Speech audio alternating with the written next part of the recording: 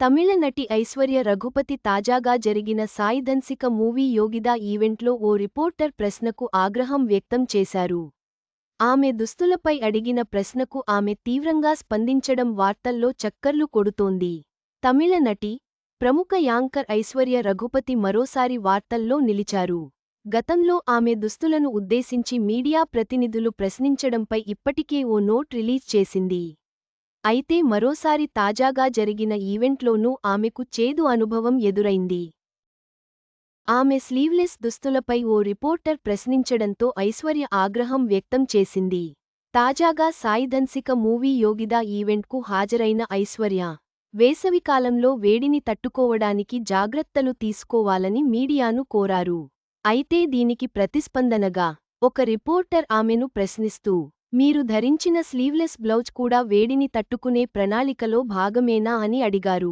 దీనికి ఆశ్చర్యపోయిన ఐశ్వర్య, ఒక సినిమా కార్యక్రమంలో తన దుస్తులపై చర్చ ఎందుకంటూ అతన్ని ప్రశ్నించింది.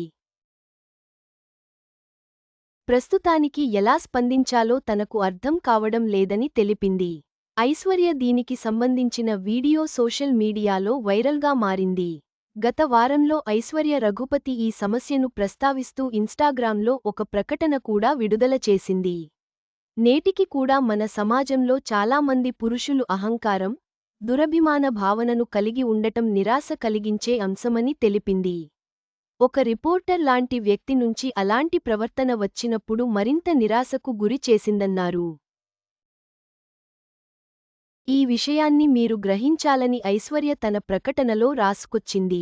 ఇలా వేదికలపై తాను ఇలాంటి అసౌకర్య క్షణాలను ఎదుర్కోవడం ఇదే మొదటిసారి కాదు.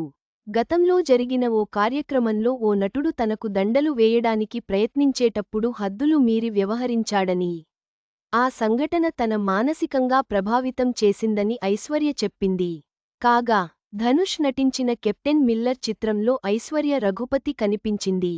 ఐశ్వర్య రఘుపతి తన దుస్తులపై వచ్చిన విమర్శలను తీవ్రంగా తీసుకున్నారు. ఈ సంఘటన మహిళలపై సమాజంలో ఉన్న వివక్షను హైలైట్ చేస్తుంది. ఆమె ధైర్యాన్ని అభినందిద్దాం.